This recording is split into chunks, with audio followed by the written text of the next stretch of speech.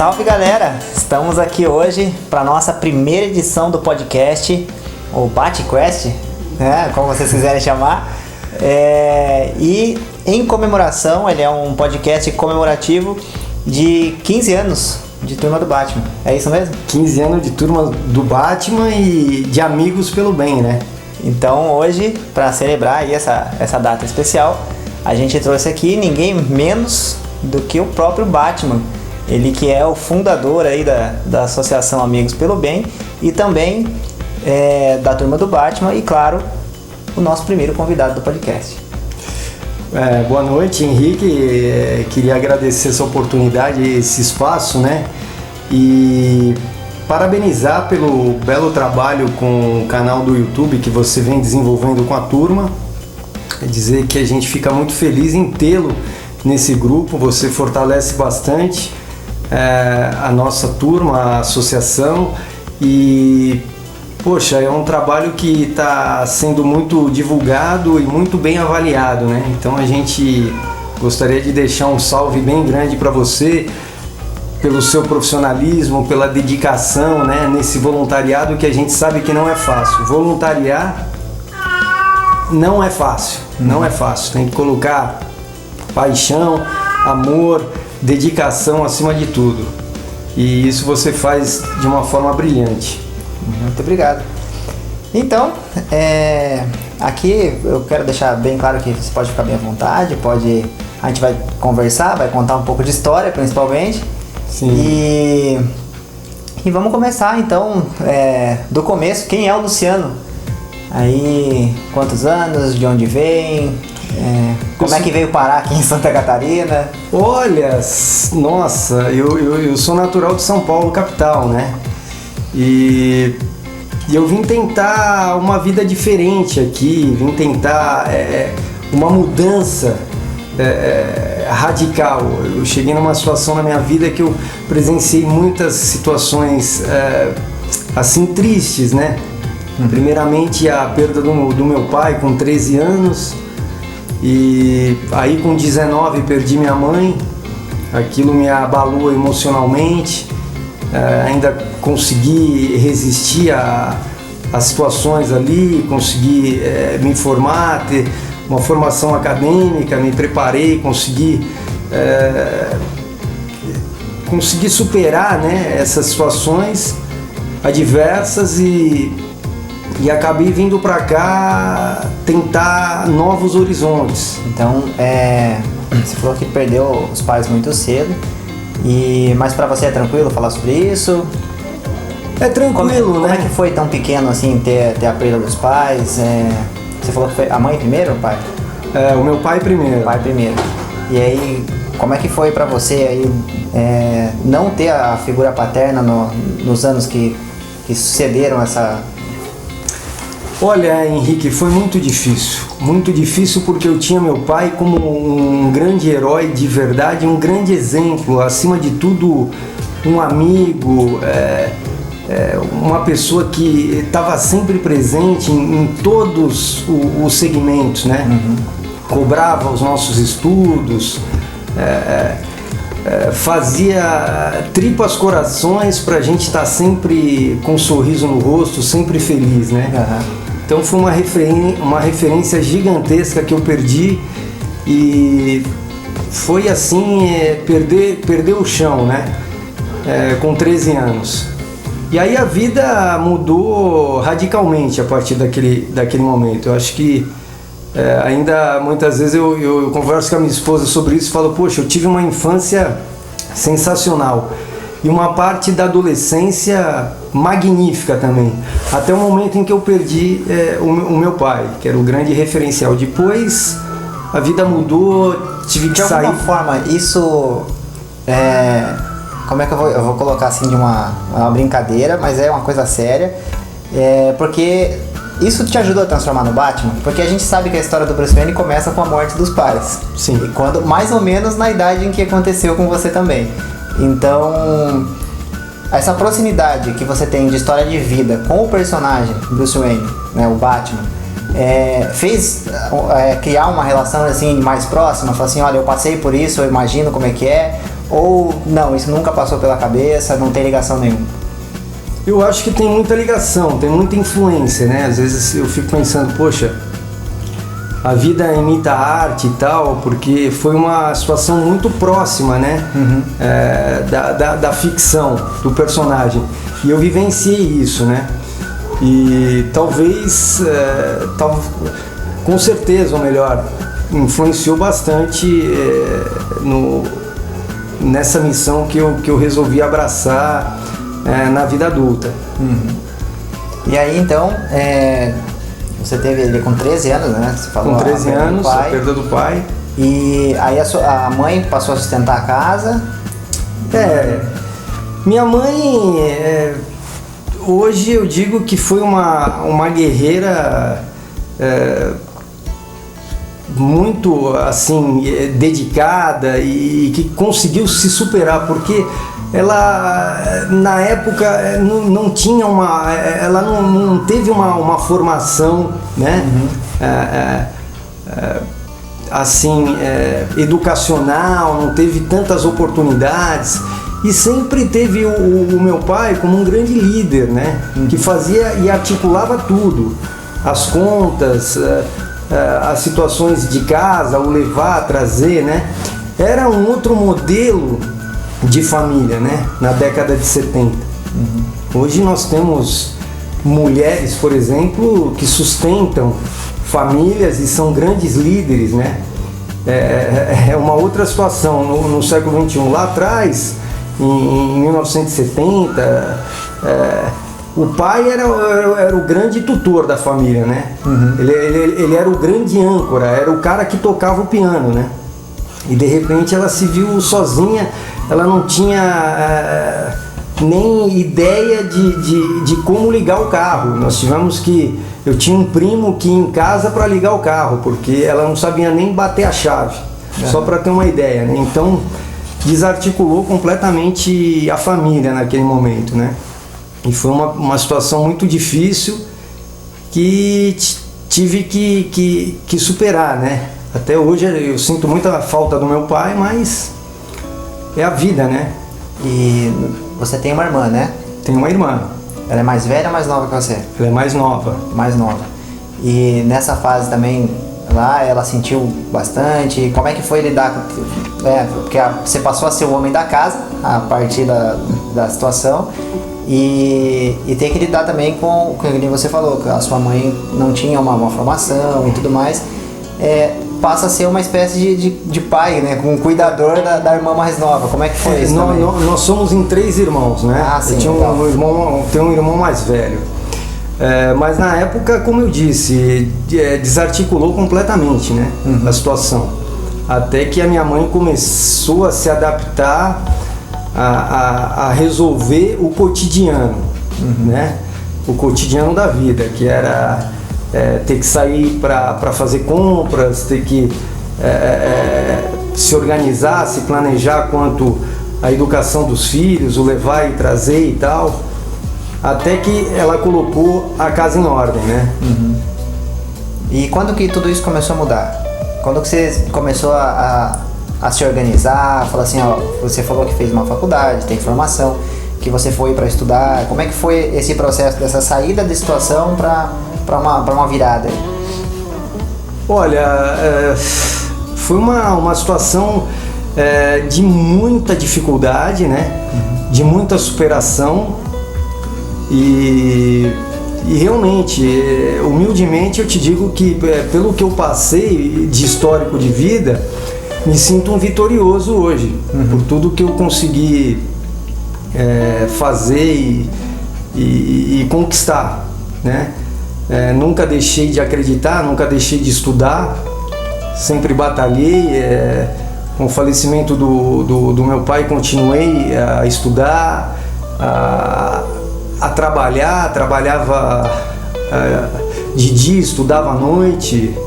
Aí a empresa que me acolheu, trabalhei 6 anos em área de segurança nacional, né?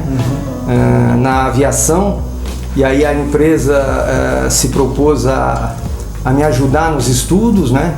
E pagava a escola técnica. E aí acabei me formando técnico em mecânica. E daí sempre tive um envolvimento muito grande no meio esportivo, né? Desde garoto, nas categorias de base, jogando futebol, enfim. Vivenciei muito esse lado. E cresci com esse hábito, né? De estar no meio esportivo. E aí acabei trabalhando com academias, fui fazer a faculdade, que foi uma história de superação muito grande, tem uma história muito de vitória ao concluir essa faculdade, né? Pode contar a história da faculdade, como é que foi? É interessante para o nosso público saber como é que foi tudo isso. Pois é, a faculdade eu acho que foi uma das grandes conquistas da minha vida, pelo que eu vinha passando, né? Eu perdi meu pai, aí teve a dificuldade, acabei estudando mais, terminei o ensino técnico, só que na época em que eu entrei no primeiro ano de faculdade, com 19 anos, eu perdi minha mãe. Nossa. E aquilo me abalou emocionalmente de uma forma que aí o mundo caiu, né? Eu falei, poxa, agora eu não tenho mais ninguém, como é que eu vou fazer? E a situação era dramática mesmo. E aí o primeiro ano de faculdade, no primeiro semestre, o reitor me chamou, né? Eles tinham as reuniões pedagógicas e tal, os professores comentaram, e aí o reitor me chamou e disse, poxa, Luciano, a gente tem teu histórico aqui e primeiro você está inadimplente, quase um semestre com a faculdade, você não tem praticamente notas, né? Você está em 3 matérias aí, praticamente está difícil para reverter. E como é que nós vamos fazer no teu caso, né? Eu falei, não, tem um pouco de paciência, eu vou tentar reverter essa situação de alguma forma, né? Vou tentar colocar minha cabeça no lugar, respirar e tentar tocar em frente, com coragem e fé, né? Nunca perder a fé. E aí, o que aconteceu? Eu tinha um amigo na faculdade que deu a seguinte ideia, poxa, Luciano,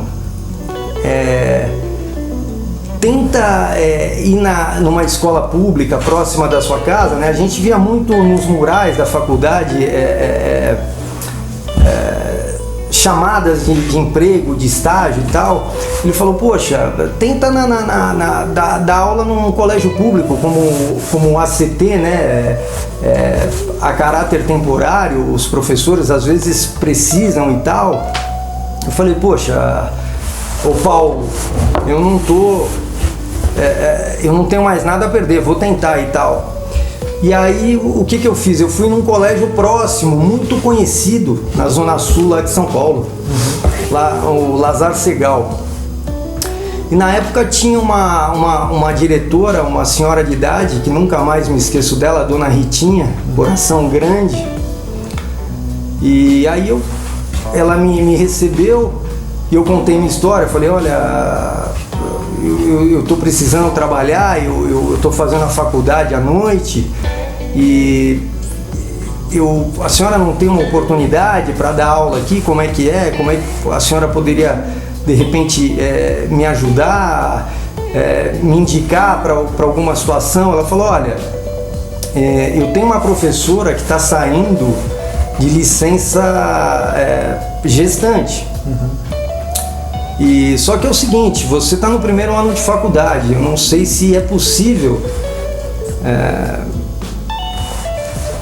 contratá-lo, né? Agora, eu tenho muita amizade na delegacia de ensino, com a delegada, eu vou explicar a situação, quem sabe acontece por parte dela, fique sensível quanto a essa situação e a gente consiga fazer o contrato e substituir, que você toque as aulas da professora.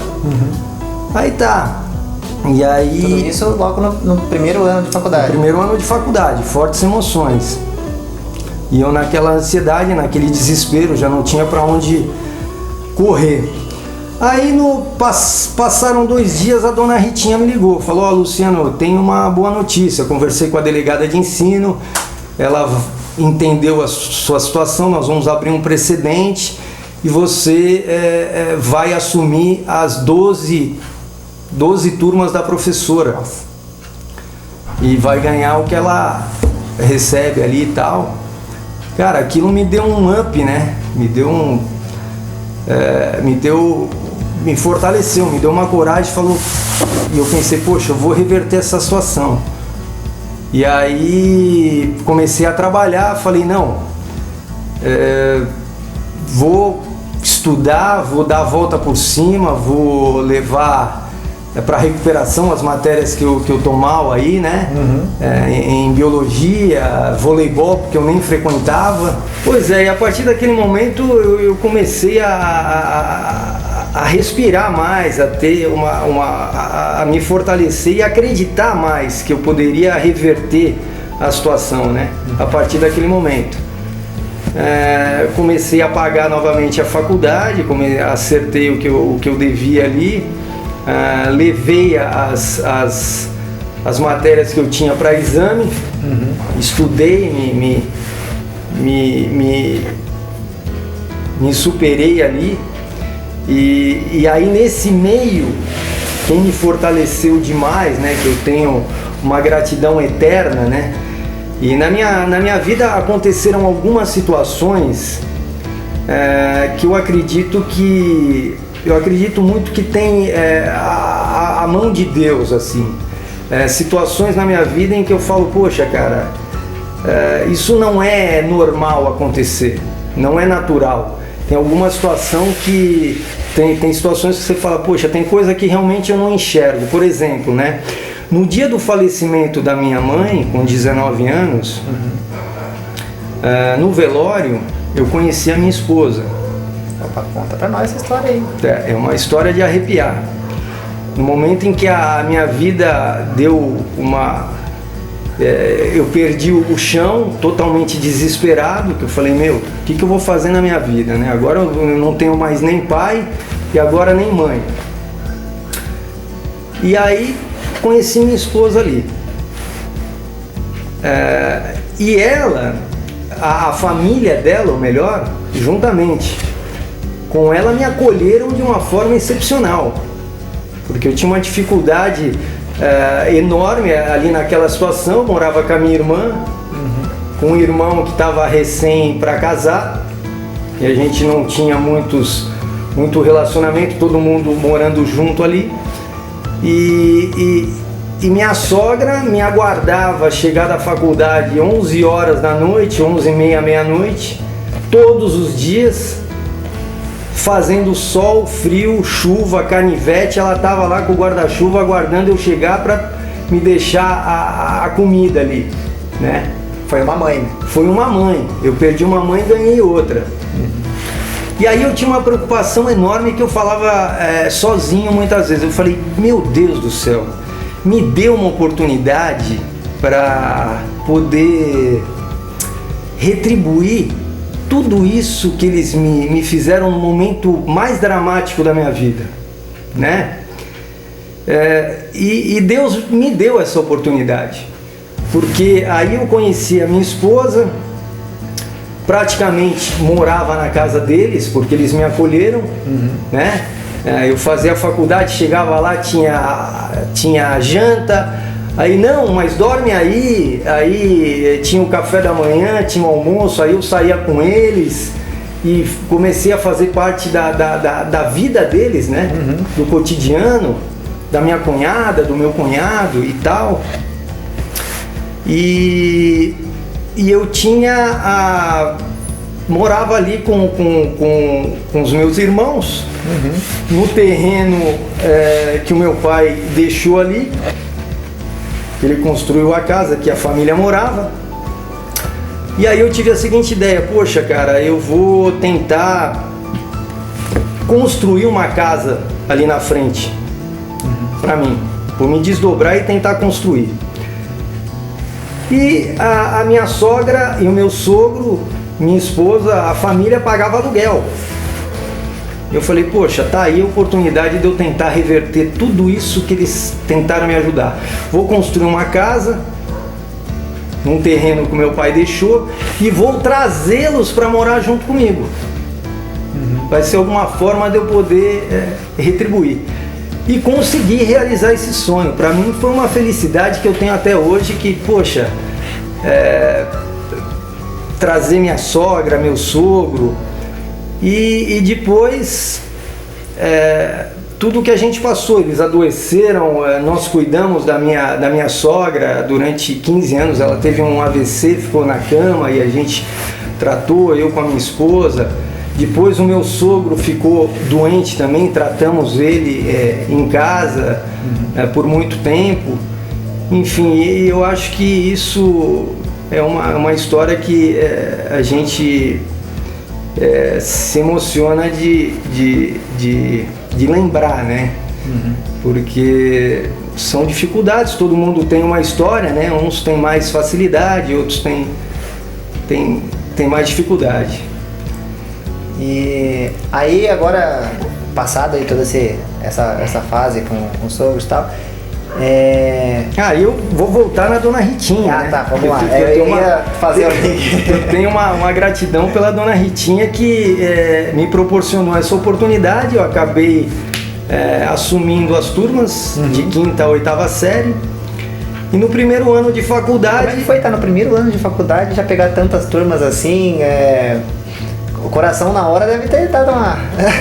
deu uma tremida, mas assim, eu gostava do que fazia, tinha muita energia, né? Com 20 anos, com 19 estava voando baixo, estava doando testosterona, né?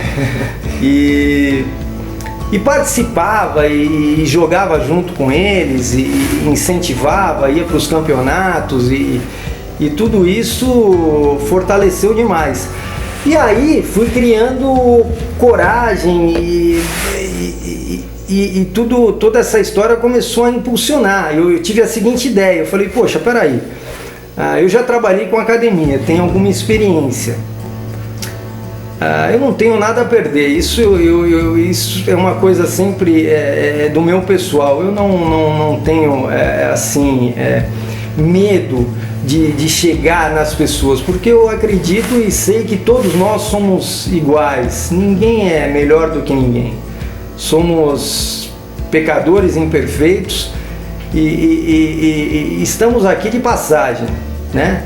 Então essa história de status, que o cara tem algum cargo assim, assado, para mim tanto importa, eu vou lá e falo, não tenho nenhum tipo de medo quanto a isso. E aí fui conversar com o reitor, pedi uma...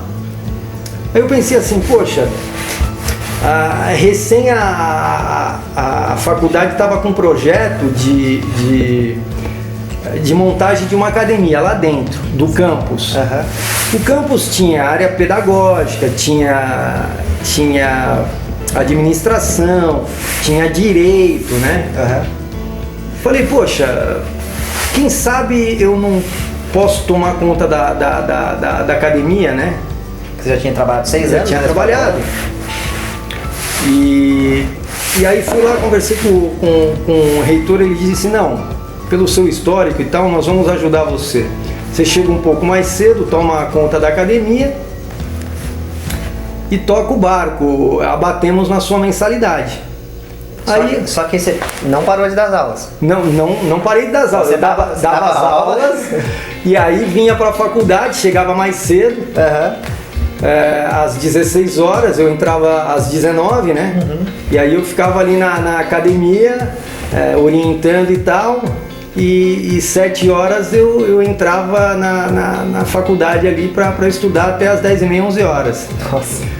Então não foi fácil. E aí comecei a desenhar minha vida ali, né? As coisas foram acontecendo, consegui me formar com muita dificuldade, né? E aquilo foi uma grande vitória que eu trago até hoje comigo. Vitória mesmo, porque... É pra se orgulhar mesmo, né? É pra se orgulhar. Eu faço parte de uma geração que tinha aquela faculdade presencial, né, cara? Hoje a gente tem... o cara faz por correspondência, faz pela internet e tal, né? Nós sabemos a qualidade que é você fazer presencial, né? Que é diferente. Sim. Vamos ser sinceros, né? Então é um orgulho. Você que faz faculdade online, não se sinta ofendido. É que a gente realmente defende que as relações pessoais e as experiências trocadas num curso presencial acabam fazendo muita diferença. Fazem muita diferença, né? E aí o que aconteceu? Aí fui tocar a vida, né, o Henrique? Fui tocar a vida até que eu falei, poxa, eu vou me mudar. Eu vou me mudar. E por que eu mudei? Por essa situação, né, de perda de pais, e também comecei a perceber que a cidade já não oferecia mais qualidade de vida, né? Na minha visão, né? Sim. Não que eu seja o dono da razão, nada disso. Cada um tem um olhar, né? Cada um vê de uma forma. E eu acabei chegando numa conclusão e percebi que para mim eu não estava mais feliz. Eu tinha que procurar um lugar que eu me sentisse feliz, que gerasse novas oportunidades, enfim. E aí acabei migrando. Aí surgiu o nome Santa Catarina na cabeça e... Não, a princípio surgiu o São José do Rio Preto, que eu ia muito para lá e tal. Tenho a minha família em Araraquara ali, que é próximo. E aí tinha a minha parte da família da minha esposa e lá. E aí fui lá, estudei a cidade e tal. E aí como é que eu conheci Santa Catarina? Eu tinha um amigo, um tutor, que é um senhor, né? O seu Jairo, o seu Jairo, Dr. Jairo Brás. Inclusive ele tem uma casa aqui muito bonita aqui no Cacupé. E eu, na época de faculdade, ele tinha um escritório ali na Avenida Ibirapuera, na Praça Nossa Senhora Aparecida. E ele era um cara que eu ia lá, ele dava muitos conselhos e tal, a gente acabou fazendo muita amizade.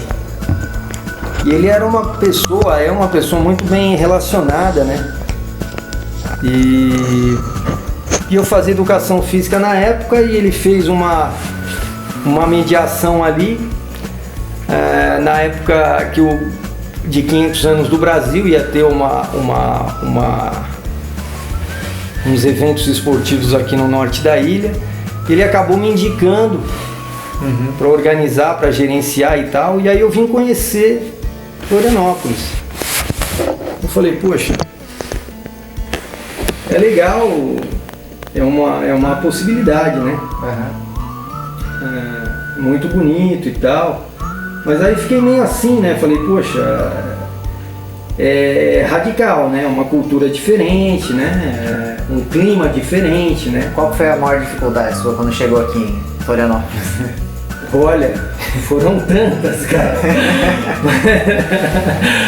Mas olha, o clima, né? O clima bateu de frente, né? O segundo ano eu peguei pneumonia. Só por curiosidade, produção, quantos graus estamos aqui? Você consegue...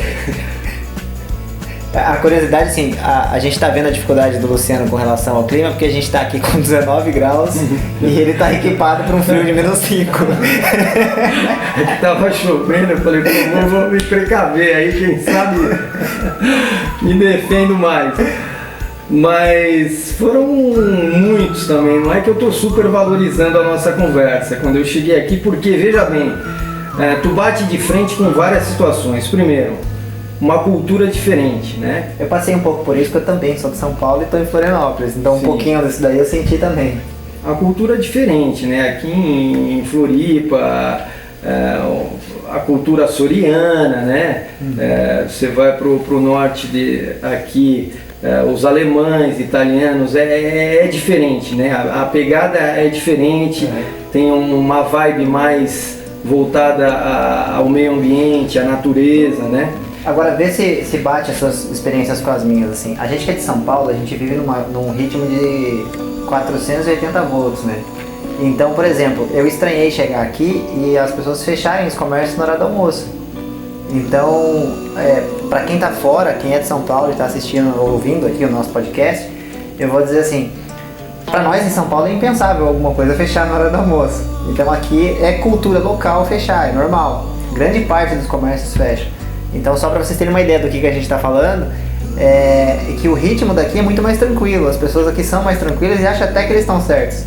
É uma vida mais saudável, você parar, ter mais contato com a natureza e tudo mais. O nosso lazer em São Paulo é shopping, né, na maior parte das vezes. Sim. Então aqui as praias têm trilhas para chegar nas praias e tal, é um outro ritmo.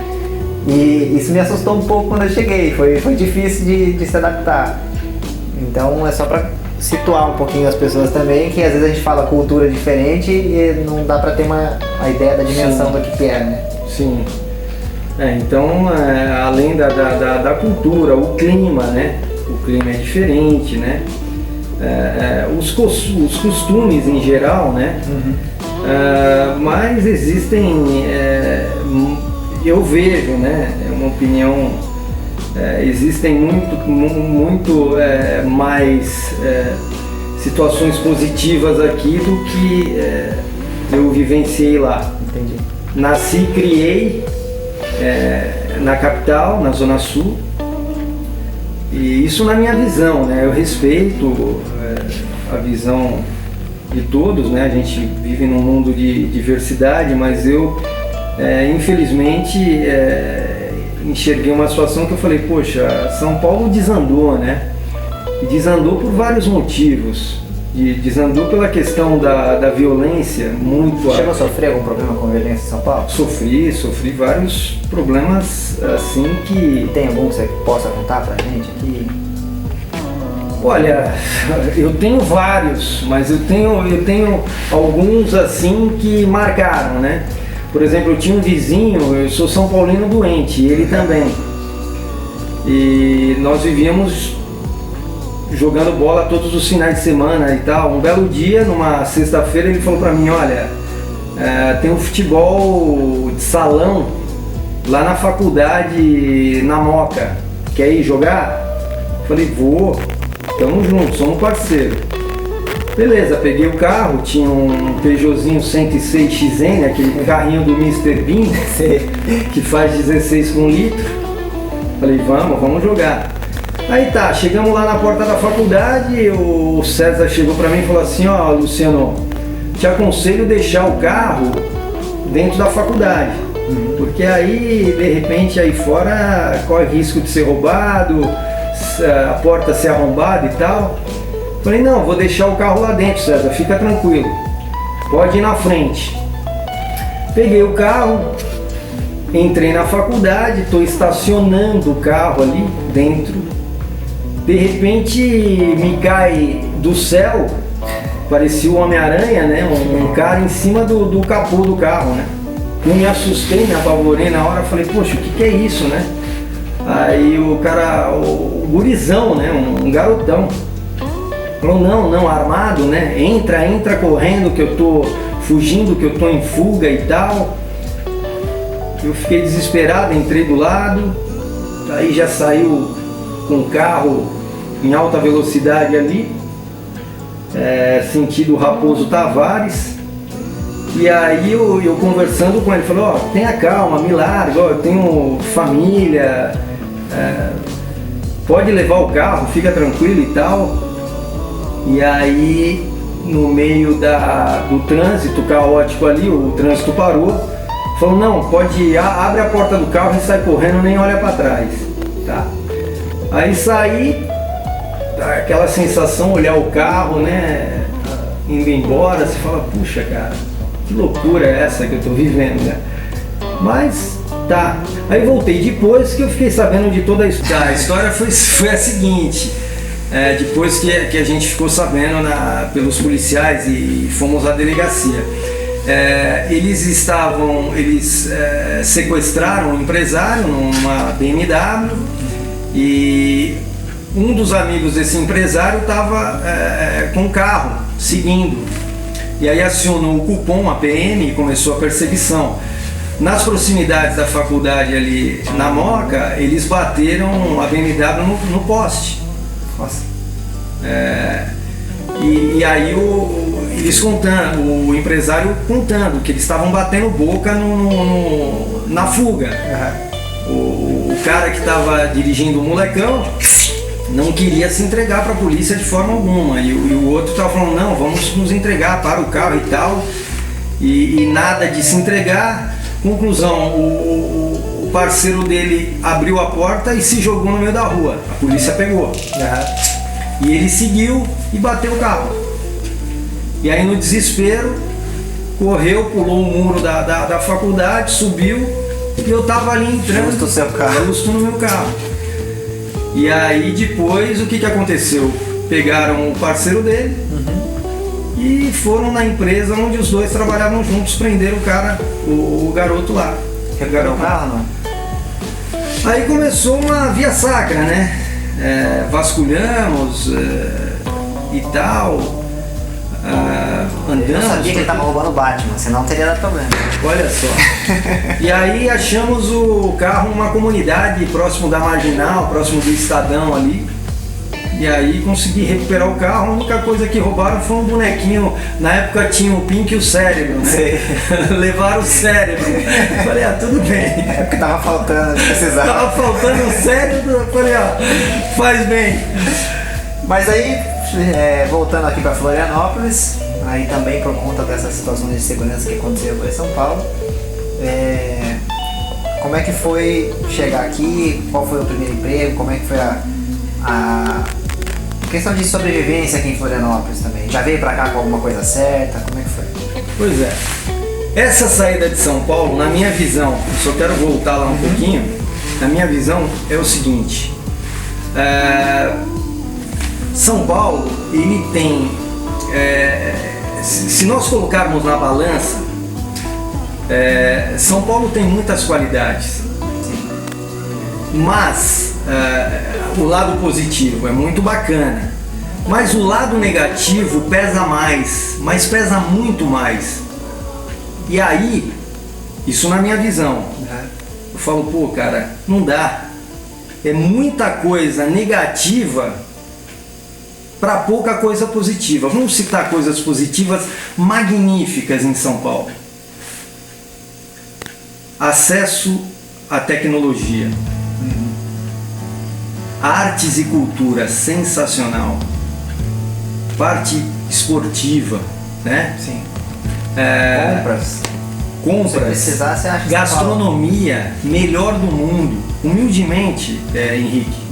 Gastronomia melhor do mundo. Se come em São Paulo, mas aí vamos falar de coisa negativa que estraga tudo. São Paulo você não tem paz de espírito, você não pode sair na rua que os caras te assaltam. Aí você fala assim, mas eu moro num bairro nobre, lá no meu condomínio tem segurança particular e tal. São Paulo chegou num estágio que eu pensava assim, cara, tinha que sair na rua tipo Cosme e Damião, né? Sempre com um parceiro, ou com um cachorro, um Rottweiler ou um cão de guarda. Não estou fazendo sensacionalismo não. Aí volta a te dizer, o cara fala, mas eu moro num bairro nobre, num bairro legal. O cara mora num bairro legal, se ele viver ilhado ali, ele vive bem, maravilhosamente bem. Vamos dar um exemplo, na Zona Sul, o cara morar em Moema. Moema tem excelentes barzinhos, maravilhosos shoppings, aeroporto, universidade, parque e tal, tá? Aí o teu primo te convida para um aniversário num bairro mais periférico da Zona Sul e que você tem que fazer o trajeto, tu é abordado nesse trajeto. O risco é gigante. A questão de morar num bairro bom, num lugar que não é tão seguro assim, é que acaba virando alvo, né? Sim. Então... Mas eu acho que o grande problema é a transição. É a transição de um bairro para o outro. Se o cara viver ilhado, maravilha. E aí não é radicalizar, é ter vivenciado essas situações, né? Então a gente cita os lados positivos, poxa, tem pra caramba. Mas os lados negativos são agressivos. Você tem que andar com um carro em São Paulo, tem que ter o seguro, tem que ter a trava multilock, tem que ter o pretinho no vidro, né? Você tem que, se tiver condição de renda, blindado o carro, né? É mentira? Não, é real. Sim. O cara para andar com um carro melhor no grande centro, ele tem que ter uma condição muito boa, cara. Porque é muito visado. Você fica restrito nessa parte, né? E aí não é só a parte de segurança pública. Limpeza urbana, né? Poluição gigantesca, pichação, né? O trânsito que é caótico, né? Você perde 2, 3 horas para chegar no teu trabalho. Tem as facilitações, tem metrô, tem tal, mas é a média. Tem cara que perde 1h30, 2 dentro de um ônibus. Sim. E aí tudo isso daí reuniu, pesou na cabeça. Eu falei, não, pô, eu tenho que tomar um partido na vida, eu tenho que tentar respirar novos ares e procurar ser feliz, né? E na época sua esposa apoiou a decisão? Foi tranquila? Ou... Não, foi muito difícil, porque era praticamente um tiro no escuro, né? Eu não tinha nenhum familiar aqui, não tinha nenhuma referência maior, né? Eu cheguei aqui para trabalhar na área comercial de um jornal, em função dos 500 anos do Brasil. Que eu vim organizar o evento esportivo e ir embora. Só que eu falei, pô, e aí, doutor Jairo, eu tô com vontade de mudar lá de São Paulo, olha, eu conheço uma jornalista lá, você vai tentar trabalhar no jornal dela lá, vou te indicar. Aí cheguei aqui e não deu certo. Não recebi salário os 2 primeiros meses. Pô, eu chegava no fim do mês e não recebi. Aí que eu fui me ligar. Continuou trabalhando. Continuei trabalhando. Não, vou tentar o segundo mês. Aí, poxa, cara, tem que vender área comercial pro negócio. Eu falei, não vai dar certo, cara, não vai rolar. E aí tive a ideia, cara, o que eu sei fazer na vida? O que eu fazia? Ela dava aula, vou procurar dar aula. Fui lá na delegacia de ensino em São José, tentar pegar aula, como ACT, a caráter temporário. E aí consegui. Fui dar aula lá no Francisco Tolentino, em São José, do lado da prefeitura lá. E aí saia daqui 5h30 da manhã para chegar lá às 8, todo dia. Pegava 2 ônibus. E você reclamando de São Paulo, aí, tá vendo? Vamos fazer jus aqui a São Paulo, tá vendo? Sobrevivência. Continua. E aí consegui no ano seguinte dar aula aqui na ilha e aí fui me enturmando, fui fazendo boas amizades e tive a oportunidade de conhecer pessoas tão legais e pessoas que me ajudaram demais, assim, que eu considero como membros da minha família hoje. E aí consegui sair vitorioso de toda essa história aí que eu vivi, né, de situações pessoais muito delicadas, assim, que eu considero. E aí quando foi que você acordou e falou assim, agora eu vou ser o Cavaleiro das Trevas aí? Pois é, a paixão pelo Batman veio desde a infância, né? Eu tive meu primeiro Batmóvel com 3 anos e eu era fissurado pelo personagem. Eu adorava o Batman, o Robin. Aí tinha um seriado do Adam West de 1970, né? E que eu acompanhava e não perdia um episódio e tal. E aí devagar eu fui começando a colecionar artigos relacionados ao Batman. Foram os primeiros, o Adam West, o primeiro Batmóvel, aí veio... Você é daqueles que liam revistinha em quadrinho também, ou não teve muita oportunidade de lê-las? Não tive muita oportunidade, não tive muitas oportunidades na leitura dos HDs ali, dos HQs, mas aí comecei a colecionar, tá?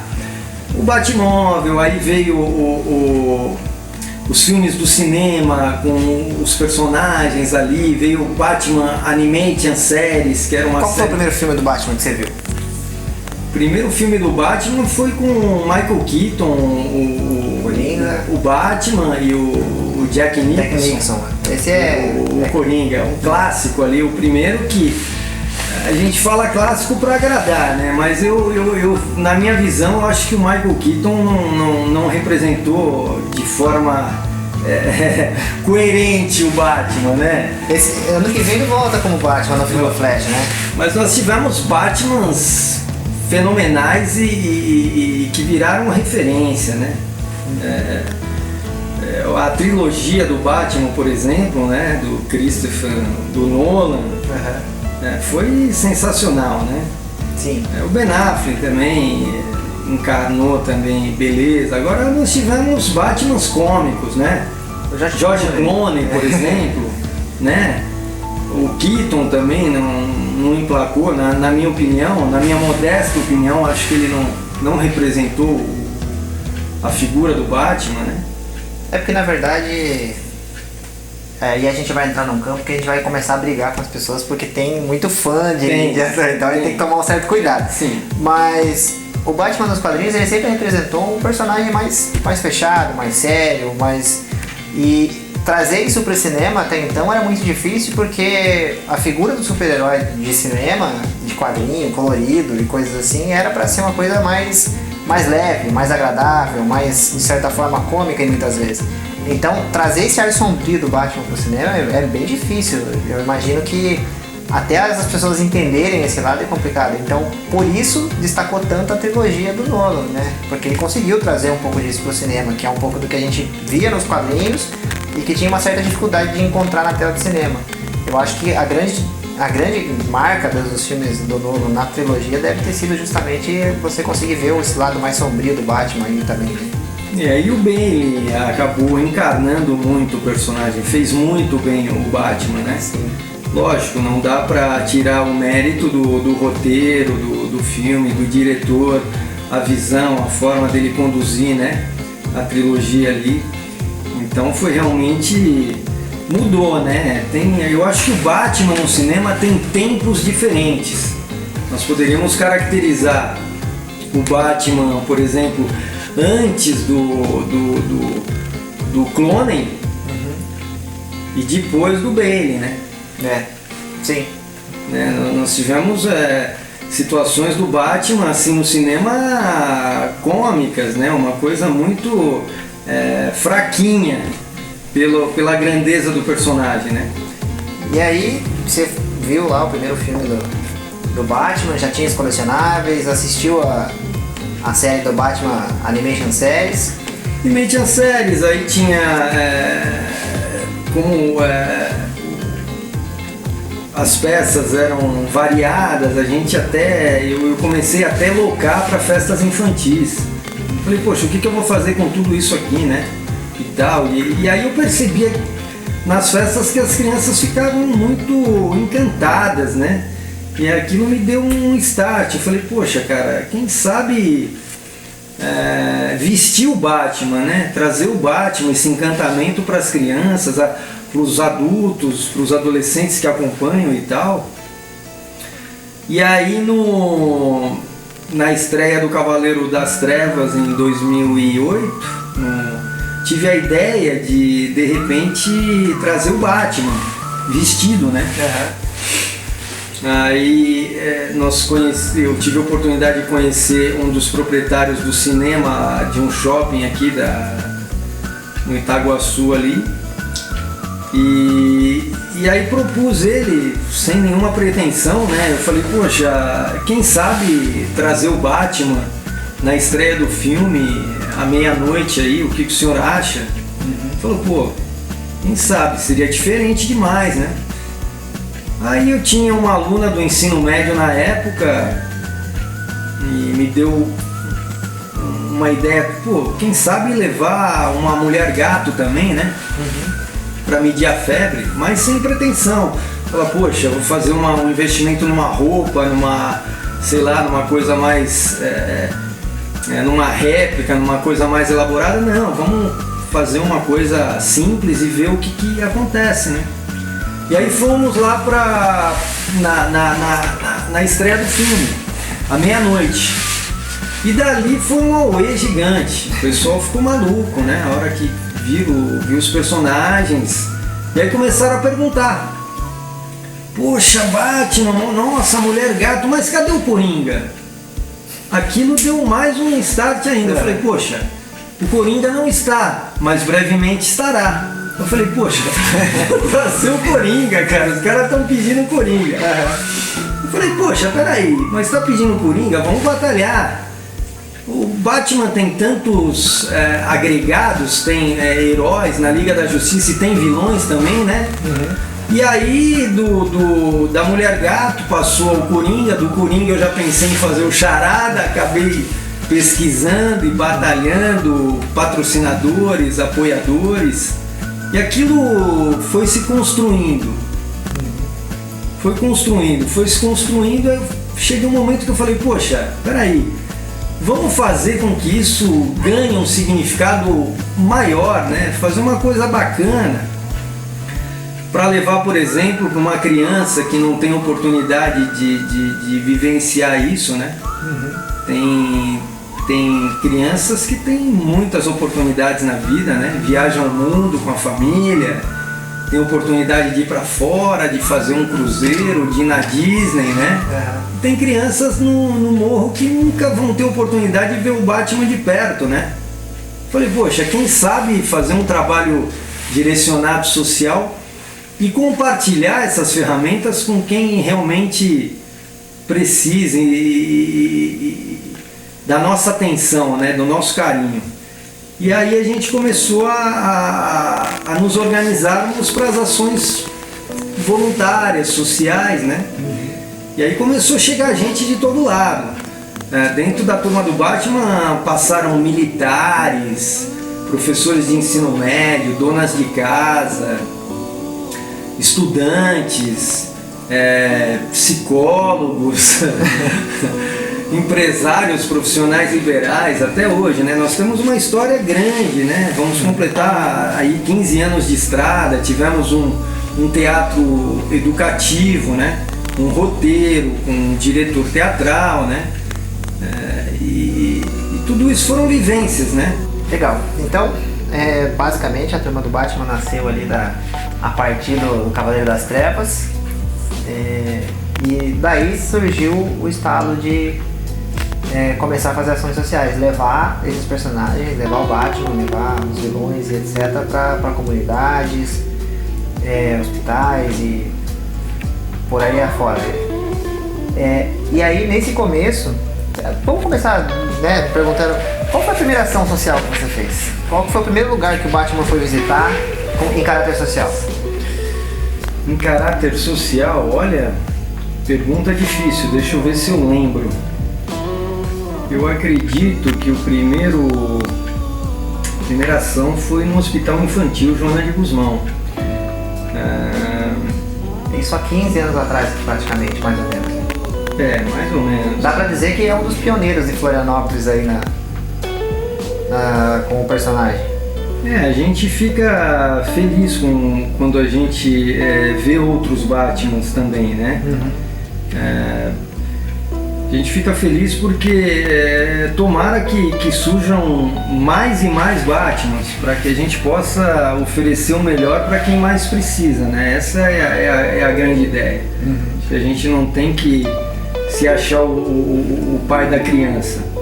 Mas eu sempre digo à associação, aos Amigos pelo Bem, com certeza a turma do Batman tem forte influência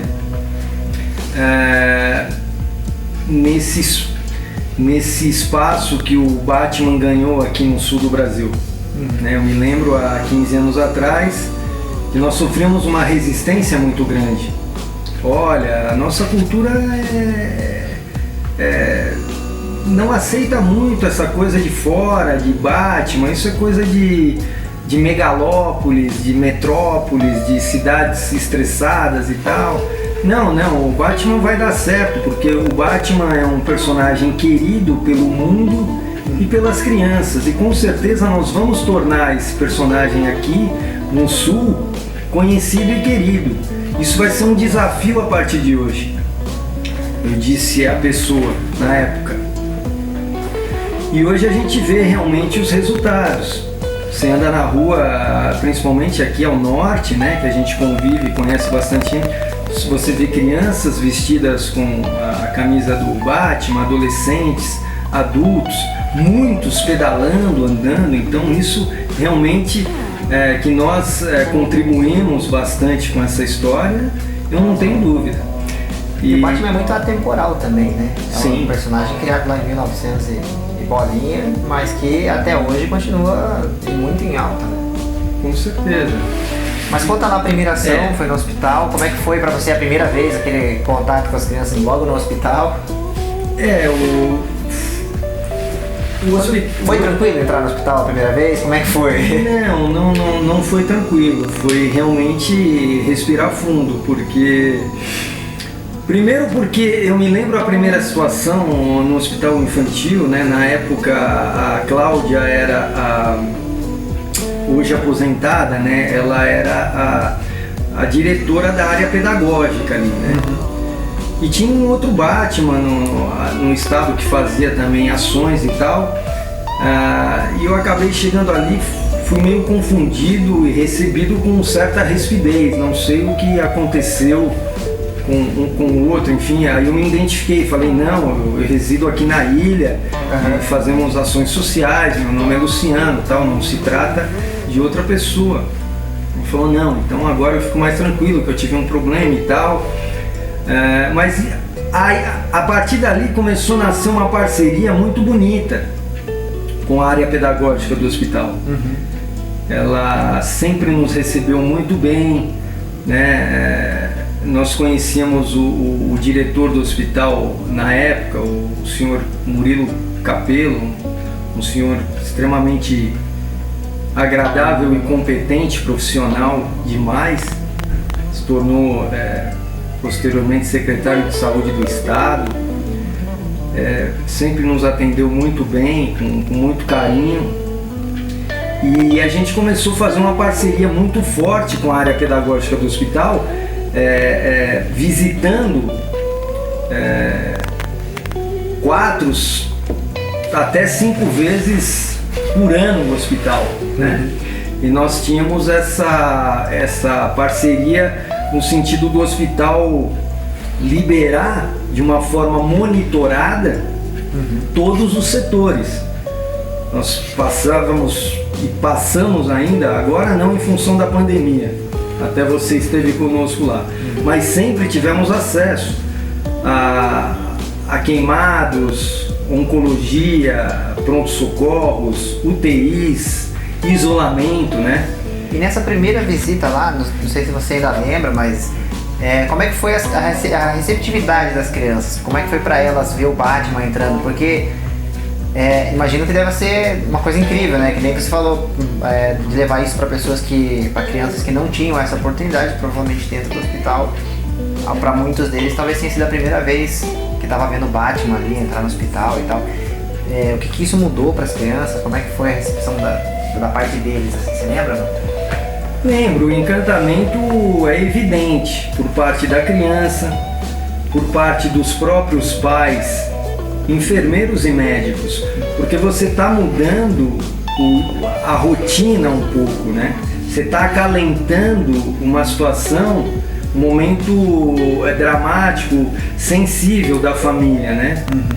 Então é aquele momento em que nós ajudamos na recuperação das crianças e fortalecemos a família que se encontra deprimida, né?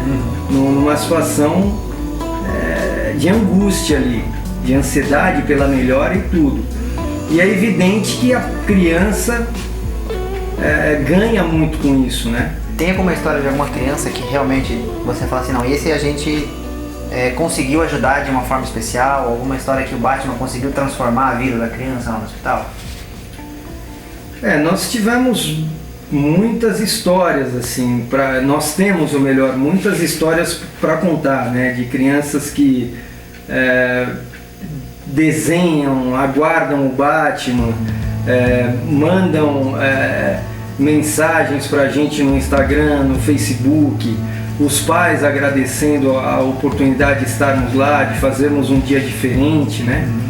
Participamos de várias campanhas, teve a campanha que a gente se engajou muito do João e do Miguel aqui em Florianópolis, né? Que tinham o AME, a gente acabou ajudando em muitos pedágios, fizemos na Beira-Mar. Eu até fiquei sabendo de uma criança que não queria comer e depois da visita do Batman lá ele voltou a comer, isso mesmo?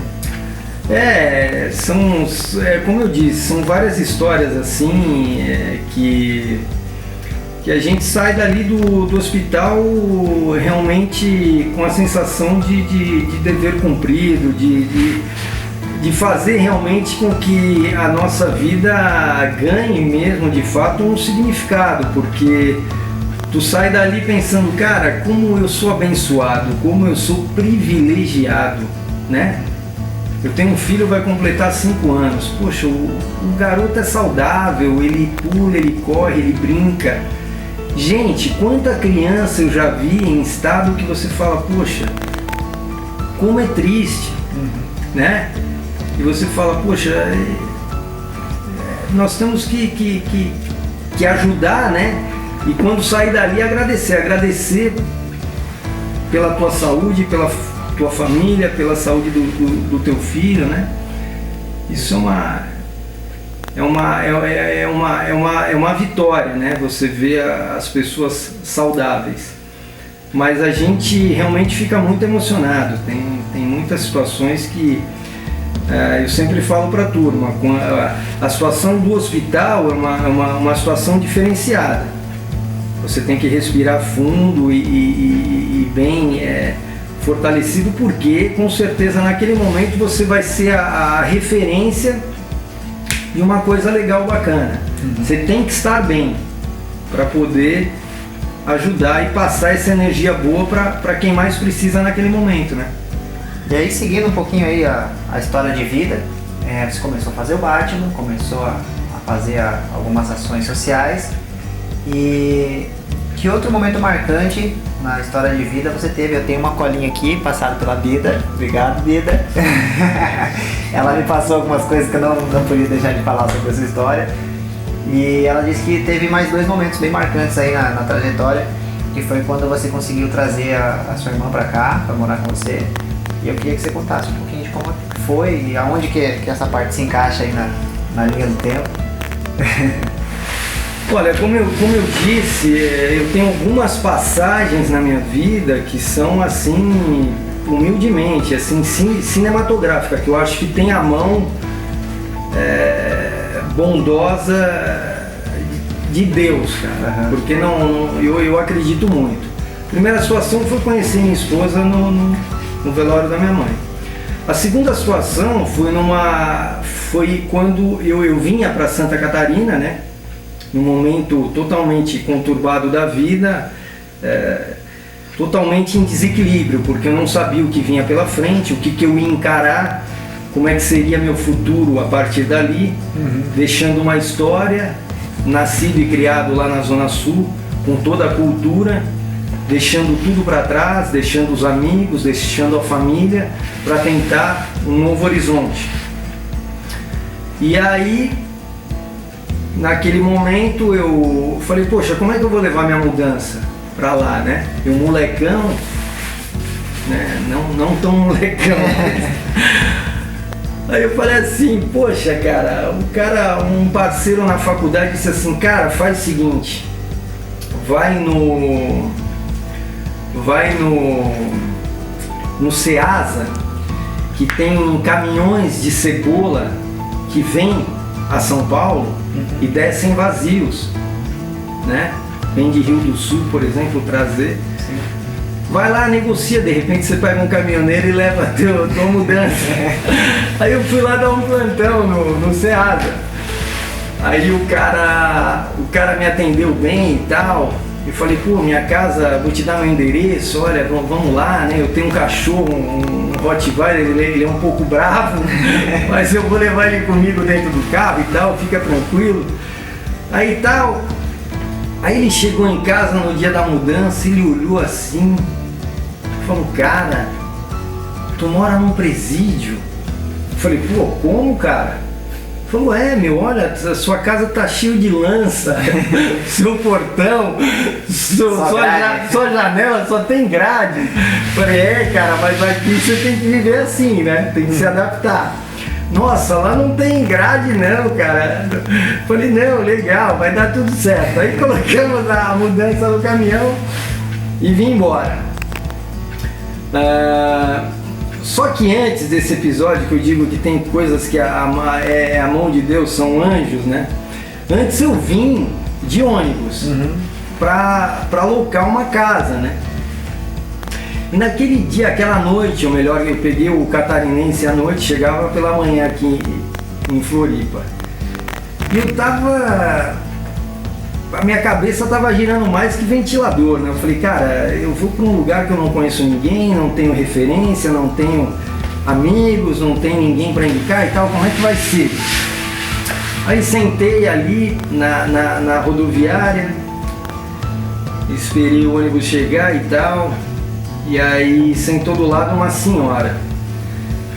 Nunca vi, não a conheço e tal. Aí de repente ela olhou pra mim e disse assim, olha, você tá indo lá pra Florianópolis e você tá muito assim preocupado, né? Me assustei, falei, poxa, mas que assunto é esse que puxou do nada e tal? O que essa mulher, essa senhora sabe? Ela falou, não, olha, fique tranquilo, pode ir tranquilo, você vai ser muito feliz lá. Nossa. Eu falei, nunca entendi, até hoje não entendi quem era, de que forma aconteceu, da onde apareceu. Mas acho que no fundo você precisava disso. Nossa, aquilo me deu me acalentou ali, me impulsionou. E aí essa é uma outra história.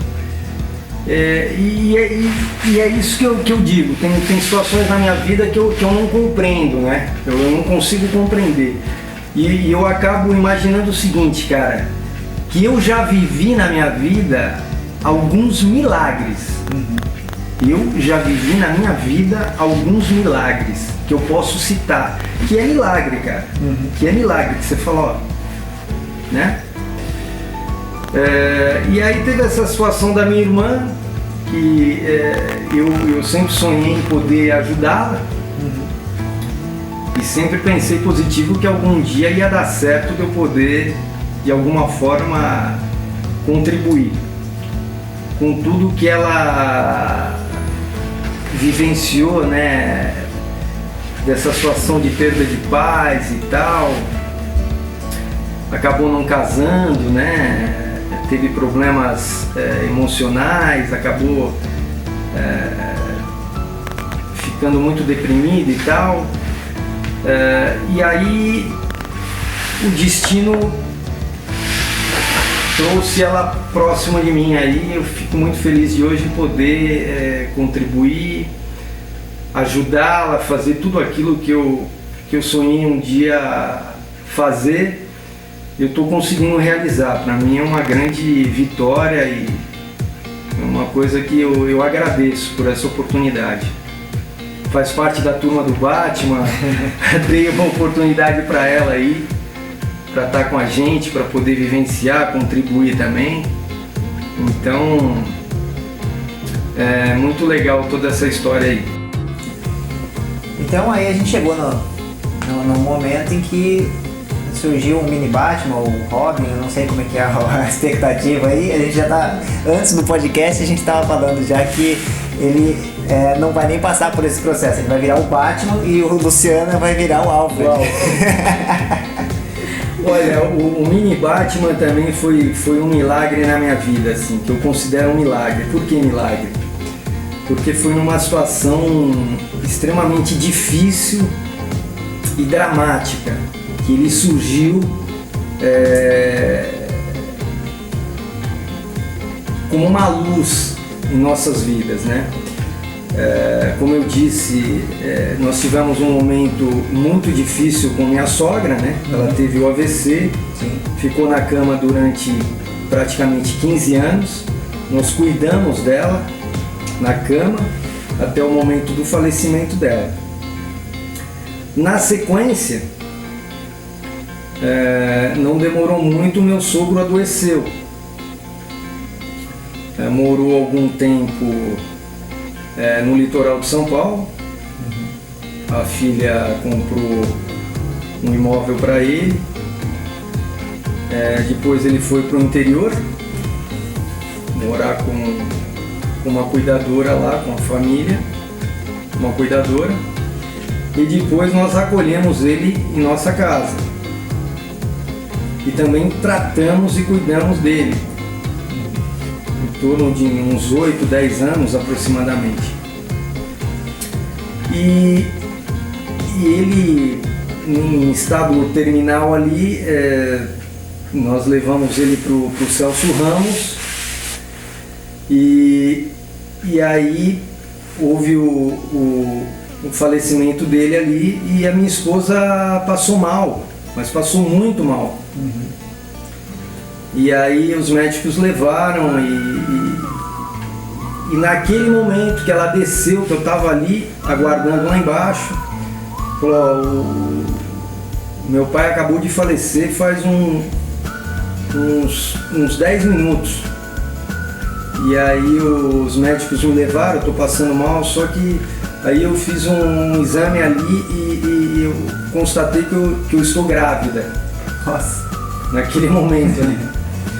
Aí eu não sabia se eu chorava ou se eu...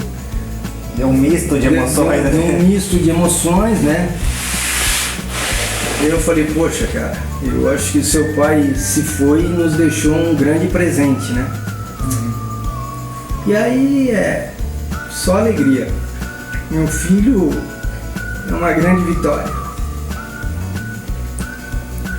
A gente conhece um pouquinho o Julinho aqui no canal e é um mini Luciano.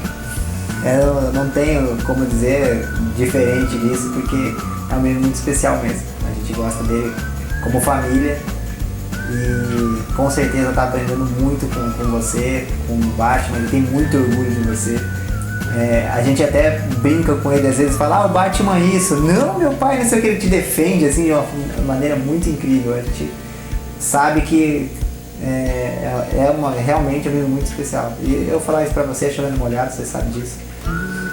Fico feliz de poder vivenciar essa história com ele, né? Ele crescer com os amigos pelo bem, ele valorizar esses momentos com a turma, ele perceber, né, o quanto ele é privilegiado por ter um pai presente, uma mãe presente, né? Esse carinho que vocês dão a ele, né?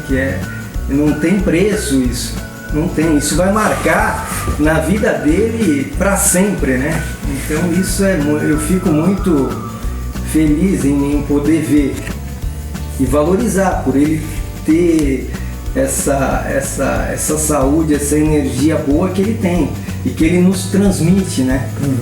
Isso é legal. Agora, estamos aqui na reta final já. Quanto tempo temos de podcast? Não, já é. Mas nós temos aqui algumas perguntas, vamos ver. E a gente abriu uma rodadinha de perguntas aqui na turma do Batman e eu tenho uma pergunta aqui que eu acho que você já respondeu, mas mesmo assim eu vou fazer. É lá da Juliana e ela perguntou assim: desde quando ele descobriu que gosta de Batman? Eu acho que você falou que o primeiro brinquedo foi com 3 anos, né? Você falou? O primeiro brinquedo foi com 3 anos e a partir dali Quem deu esse brinquedo? Como é que foi? Olha, quem deu foi minha mãe. Eu era fissurado, ia com a minha mãe na... Como é o nome dessa mãe mesmo? Magda, Maria Magda. A culpa é da Magda. Pois é, a culpa é da Magda. Tinha, no tempo que São Paulo dava para andar na rua direita, né, e não era assaltado, não tinha a carteira batida, ia muito com a minha mãe na rua direita, nas lojas americanas ali, né, e tinha o Zorro, tinha o Batman, e tinha os carros do Batman, e ficava maluco, né. E aí ganhei o carro do Batman e comecei a acompanhar. Dali começaram as coleções. E hoje a gente tem muitas peças. Aí tivemos a Batman Expo Evolution, né? Em comemoração aos 80 anos do Batman. Passamos por muitas cidades em Santa Catarina e no Paraná. Fomos a Curitiba, São José dos Pinhais, tivemos em Joinville, tivemos na Comic Con de Florianópolis, né? Com bastante material. Estamos trazendo muita coisa boa e atual, né? Eu falo nessa turma do Batman que eu tenho muita preocupação, modestamente, em trazer o realismo para as pessoas.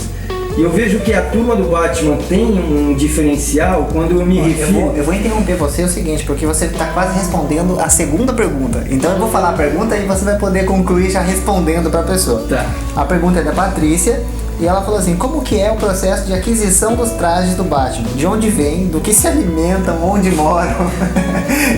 Então, como você está falando do diferencial, eu acredito que era alguma coisa nesse sentido, então já pode explicar aí para Patrícia como é que faz. Ó, vai falar para você aí como é que é. Legal, Patrícia. A pergunta é muito pertinente e bacana. Vale a pena frisar o seguinte: a preocupação com a turma do Batman, eu tenho uma preocupação muito grande em trazer o realismo para as crianças, para os adolescentes, para os aficionados pelo personagem. Então realmente existe uma pesquisa muito grande quando a gente abraça uma ideia de um personagem, por exemplo. Vamos fazer o Robin? Vamos procurar fazer um Robin de excelência. Vamos procurar apoiadores, vamos procurar patrocinadores, gente amiga que queira abraçar, que confie nesse trabalho verídico que nós executamos há mais de 10 anos, vamos completar 15. As pessoas nos acompanham nas redes sociais, no Facebook, sabem que a coisa acontece. A primeira parte do processo, então, é a busca dos apoiadores. Pesquisa séria em cima do personagem que a gente vai abraçar. Por exemplo, Batman Liga da Justiça. Vamos pesquisar, vamos assistir os filmes, vamos ver as características, os detalhes, o figurino, a armadura, como é que é. Segundo, quem fabrica? Qual é o estúdio? São estúdios paralelos? É o estúdio oficial? Nós vamos tentar acessar esse estúdio? Quem vai poder nos ajudar a chegar lá? Vamos tentar. A tentativa é grande. E aí entra um outro lado da moeda, que a gente não pode esquecer e sempre agradecer. E esse é o espaço de agradecer. São as pessoas lá de fora que auxiliam e ajudam bastante nesse quesito aqui. Quando a gente tem que buscar um acessório, uma armadura do Batman lá fora. Nós não sabemos falar inglês? Eles sabem, eles têm acesso às produtoras oficiais licenciadas. E aí, como é que faz para trazer? Eles conseguem nos ajudar? Porque chega aqui, tem que pagar a aduana, tem que pagar a receita para liberar, conseguem... Basicamente, os trajes, a maioria deles são produtos oficiais trazidos de fora. Trazidos de fora e de estúdios paralelos, com auxílio de patrocínio, de apoiadores, da iniciativa privada, de recursos próprios, né? Agora temos um Pix da turma do Batman. Quem desejar auxiliar as nossas missões, e não é só para trazer o personagem, para fazer o voluntariado, nós temos custos a gente tem custo de higiene de roupas, a gente tem custo de manutenção das mesmas, a gente tem custo de transporte desses voluntários que vão para essas missões, a gente tem custo de alimentação para todos eles. Voluntariar não é para qualquer um, e a estrutura que envolve não é simples. Não é simples levar 15 personagens dentro de uma comunidade. Nós precisamos de gasolina, nós precisamos de transporte, de uma van, de carros, precisa de água, precisa de maquiagem, precisa de vários quesitos aí envolvidos, né? Então o recado é: apoiem essa causa, né? A gente está aqui mostrando um contexto de história, de tudo que aconteceu na história do Luciano, que não tem como separar a história do Luciano com a história da turma do Batman, né? Sim. E mostrando que é um trabalho sério, é um trabalho de verdade, e você pode fazer parte, às vezes vestindo roupa, um traje de super-herói ou de vilão, e às vezes patrocinando a turma e essa iniciativa, que não é só também presença, né, Luciano? Recentemente a gente teve uma ação bem legal lá numa comunidade aqui de Florianópolis, que arrecadou 1.200 quilos de comida. Tivemos a campanha do agasalho. Até se você quiser falar sobre a campanha do agasalho, você tem um espaço aí, fica à vontade. Sim. Porque essa daí ainda a gente não fez vídeo de divulgação nem nada, então primeira mão no podcast. Pode falar um pouquinho como foi também. Sobre a turma do Batman ainda, eu acho que o diferencial também é você conseguir agregar vilões e heróis em prol do bem, entendeu? Porque o nicho, o universo DC do Batman é muito grande e modestamente a DC tem vilões emblemáticos, imbatíveis. Você pode pegar todas as próximas, as concorrentes. Vilões como a DC não tem. Eu tenho que defender. Sou obrigado.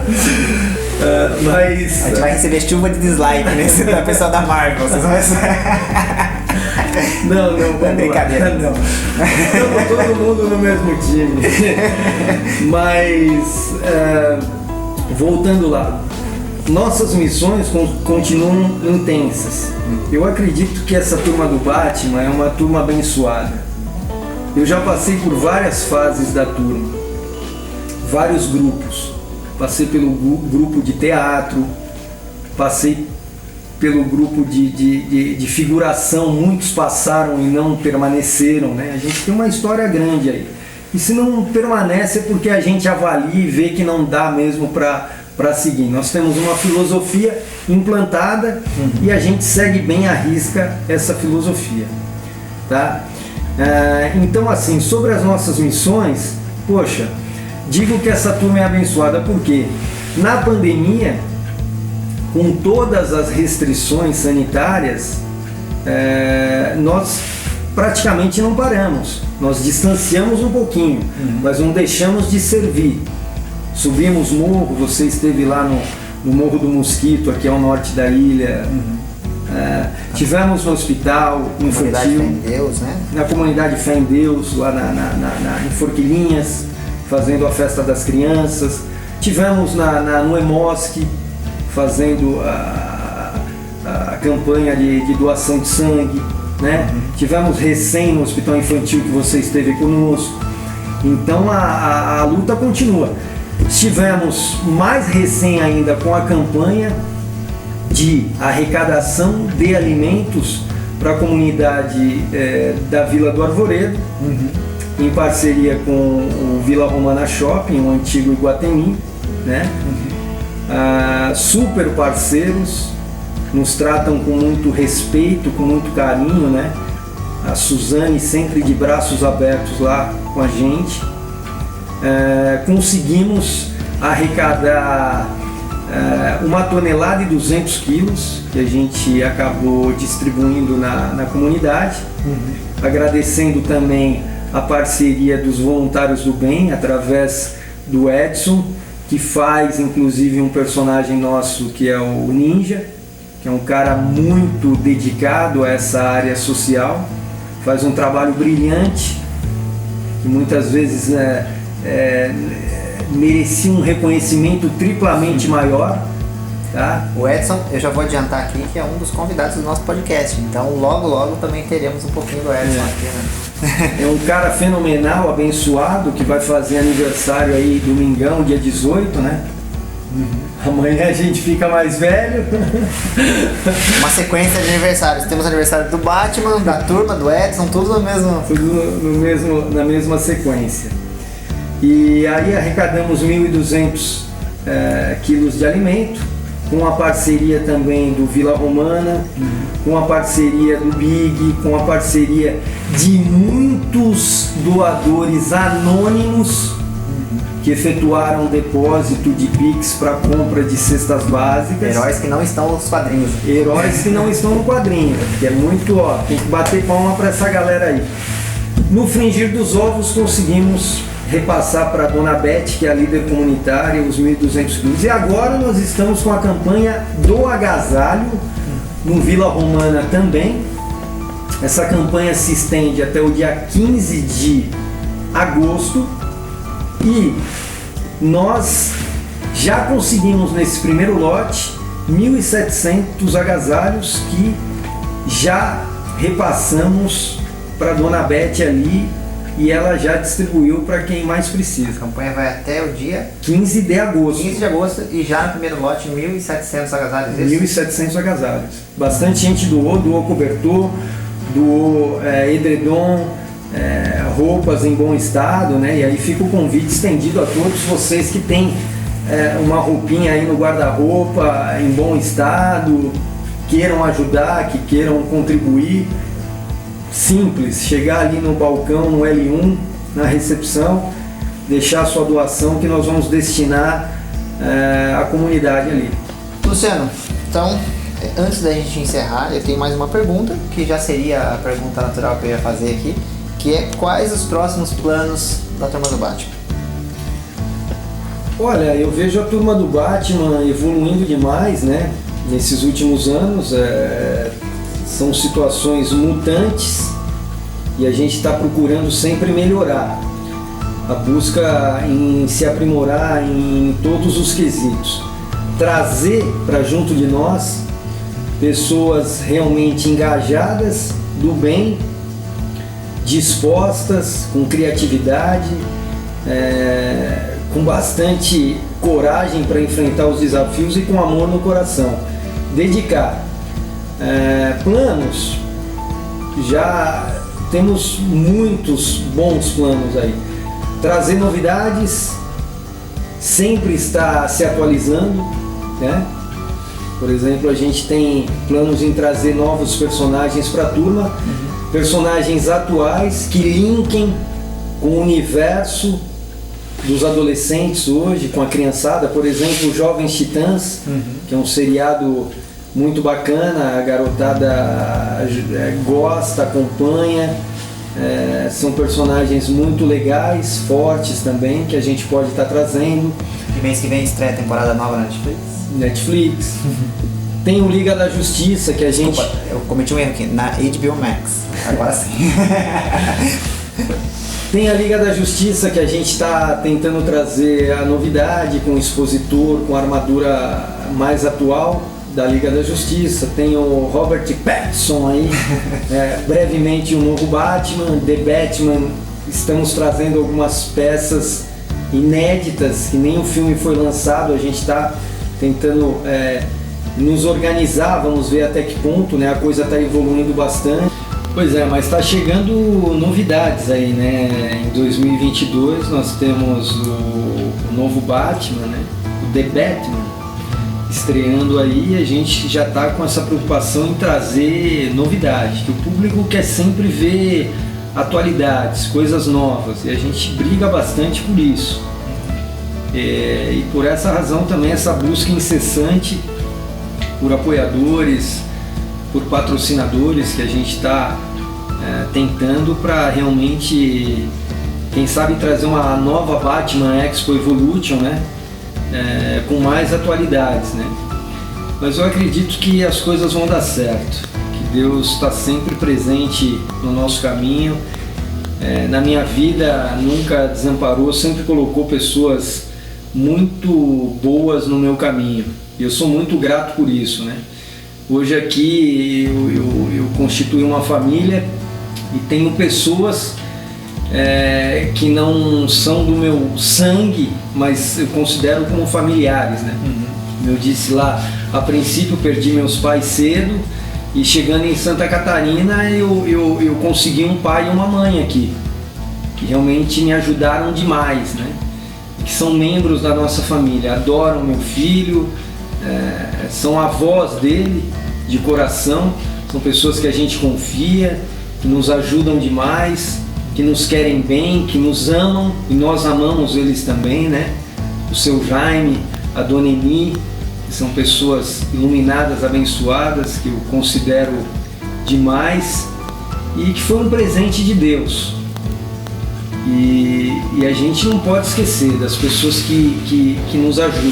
A gente tem que valorizar demais e dizer abertamente que a gente ama essas pessoas.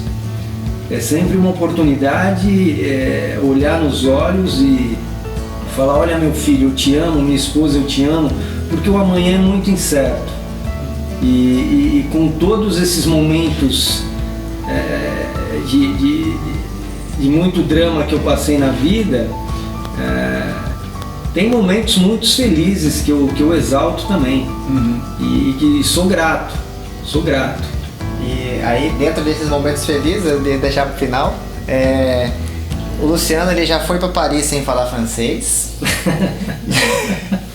Rapidamente, assim, ó, um minutinho, explica pro pessoal como é que você fez para chegar na torre. Qual que foi a estratégia usada pelo Batman para chegar na torre Eiffel? Cara, eu tava mais perdido que barato em galinheiro, mas a ansiedade era muito grande. E aí eu peguei uma cartolina e eu desenhei uma torre. E aí eu cheguei pro cara na recepção do hotel, joguei a cartolina no balcão e apontava o dedo. Quero chegar aqui, como é que eu faço? Deu certo? Deu certo. Falou: metrô, trocadeiro, torre. Outra história que a gente dá risada aqui. Como é que faz aí pra participar da Liga da Justiça? Foi a pergunta de um menino, de uma ação. E aí conta a história pra rapidinho também, igual. Meu Deus. Aí estávamos numa ação, né? E aquela euforia, aí chegou uma dupla, né? Um mais liso do que o outro. Aí o Batman aproximou e falou: poxa, cara, tu quer participar da Liga da Justiça? É muito simples, cara. É fácil. Tem que obedecer o papai, a mamãe, a professora, comer frutas e legumes. Aí o garoto olhou pro amigo, falou: vamos brincar. Saiu correndo. A Liga da Justiça não é tão legal assim. Não é tão legal assim, mas é muito difícil. Eu tenho certeza que dentro desse tempo de caminhada aí deve ter muita história que a gente acabou deixando passar, muita coisa legal para contar. E que, se vocês quiserem ficar sabendo, a gente deixa seu like aí no nosso vídeo. E aí, quem sabe, a gente traz o Luciano uma outra vez aqui, só para contar essas histórias aí que aconteceram ao longo do tempo. Eu fico muito feliz de estar aqui, de verdade. Assim como você, eu vim de São Paulo também em uma situação incomum. Eu nunca tinha vindo para cá, eu não conhecia, eu não tinha emprego, não tinha nada. Eu tinha R$1.300 no bolso, eu peguei e vim pra cá na loucura. Então, entendo a sua trajetória e fico feliz de saber que hoje, graças a Deus, você tá aí com a turma, tá com sucesso. Me vi muito na sua história em vários momentos e fico feliz de Deus ter colocado também aí você na nossa vida, tem nos ajudado bastante. Sou muito grato à turma do Batman toda por ter me acolhido e pela ajuda que tem dado pra gente, então isso pra mim vale muito. Eu costumo chamar poucas pessoas de amigo, mas consigo olhar pra você e dizer: olha, tá aqui o meu amigo Luciano, e eu agradeço de verdade, Luciano, por estar aqui no podcast, batendo esse papo aqui 2 horas quase conversando comigo, não é fácil, tá? E então, se você também quiser falar alguma coisa pro pessoal, deixar um recadinho aí pra turma que tá assistindo você hoje, fica à vontade. E eu agradeço vocês que acompanharam a gente até aqui. Com a palavra, Luciano. Da minha parte, até mais. Olha, gente, o que eu tenho para passar é o seguinte, né? Essa vida aqui, ela é muito breve. E o que a gente tem que deixar? Deixar coisas legais, tentar fazer a coisa bacana, para ser lembrado como um cara que passou por aqui e contribuiu de alguma forma, né? A gente acabou escrevendo um texto ali que resume um pouco o que é a turma do Batman, né? Que sejamos luz, ferramentas do bem no momento preciso. Tanta gente que precisa, né? Nós vivemos num mundo onde existem vários mundos diferentes, né? Nós somos muitas vezes altamente privilegiados, altamente, porque nós temos comida com fartura na mesa, nós temos boa moradia, nós temos como se deslocar, temos oportunidade de conhecer outros lugares, né?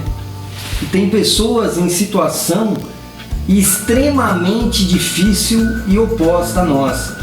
E nós temos que ter essa empatia e muitas vezes nos colocarmos no lugar do outro e tentar de alguma forma contribuir para a melhora do mundo. Se cada um fizer um pouquinho, não precisa fazer bastante, é um pinguinho, uma gotinha.